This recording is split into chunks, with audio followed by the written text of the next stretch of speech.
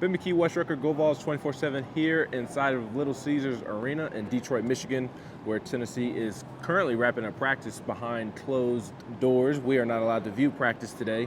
Neither can Gordie Howe.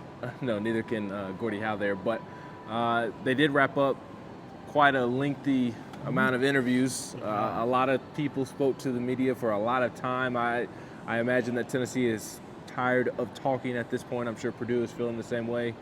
But a lot of preparation, a lot of buzz going into tomorrow's matchup between Tennessee and Purdue, and there's so much on the line for both programs. Purdue hasn't been to the Final Four since 1980, I believe. Been a very long time since they were in the Final Four, and Tennessee never has been to the Final Four. So a lot of buzz around the building, as you can imagine today. Yeah, it's interesting, Ben, when you set these brackets up, you always think, if these things go chalk, kind of what will the matchups be, and that's how they're sort of designed. And this is the only region where it's really happened. So, you could argue, that these are two of the four best teams left in the tournament, but only one of them can go to the Final Four, right? They got to play each other. And every storyline you could want imaginable is in this game, right? Purdue has not been to the Final Four in forever. Tennessee has never been. Zach Edey in his career has never been. Rick Barnes has not been in a long time. These are two teams that consistently get two games of this magnitude or close to it and then fall short, right?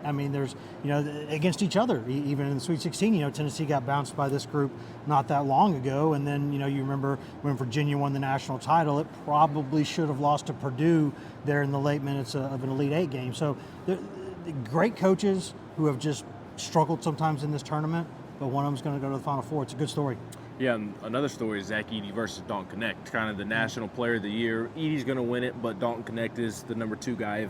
If Edey wasn't going to win it for whatever reason, it would be Dalton Connect. So there's also that storyline as well, and several questions were asked to Dalton about that today. I think from the Tennessee side of things, we'll get to dealing with Zach Edey and the fouls and all that stuff, but I do think that if you're Tennessee, you have to feel confident going into this matchup. I know the players are confident for what I'm about to say, but I think fans should have a level of confidence as well, even though I know they're a little worried about what may transpire with Zach Edey. But if you recall, that game in Honolulu between Tennessee and Purdue, Dalton Connect was still adjusting to being Tennessee's go-to guy. Zakai Ziegler was not himself. He was knocking off the rust of coming back from a torn ACL. Tobe Awaka was dealing with an ankle injury. Jordan Gainey was still trying to adjust. Josiah and Asante were trying to adjust to their new roles within this group. Jonas as well. This Tennessee basketball team is a completely different team than it was the first time the two teams played, and they're in a much better spot now than the first matchup. I think so, and I think to be fair, you'd probably have to say the same thing about Purdue in some ways in terms of teams growing throughout the season and adjusting. Lance Jones, other guys who have had to adjust and kind of get into the mix there. But certainly Tennessee is more different from then to now than Purdue was from then to now. Now, is Tennessee good enough to go beat Purdue? Yes, it is. Will it beat Purdue? I don't know. That's the thing. Purdue's a 3.5-point favorite. That's probably seems about fair. You'd probably, if you were an odds maker kind of looking at this thing, that's probably where you'd have it, right? But Tennessee, there aren't many teams who can beat Purdue when Purdue plays well. I think Tennessee's one of those teams. Now, things have to go right. You got to make shots. You got to hope that you get at least a whistle that doesn't kill you. These are things that you have to hope for, right? Because I still think the way Edey plays the game and the way Edey gets officiated and the way Tennessee plays defense, those two things do not go together. They do not go together. They have been letting people play more in this tournament.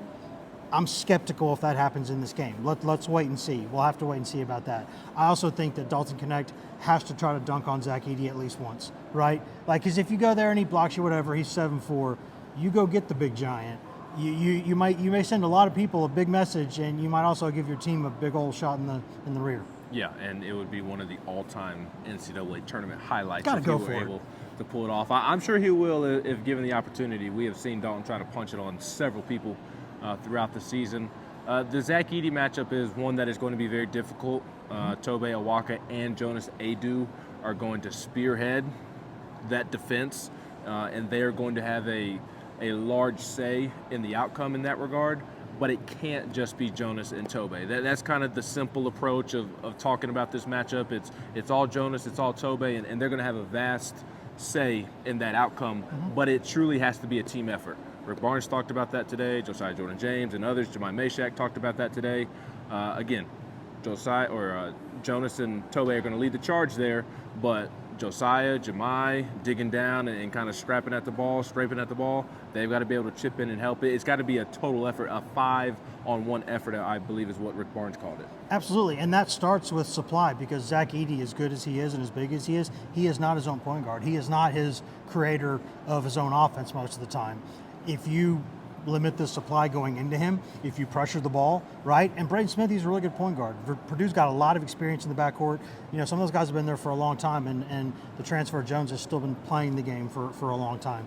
So I think you still, though, if you're Tennessee, you have to stop some of these problems before they start.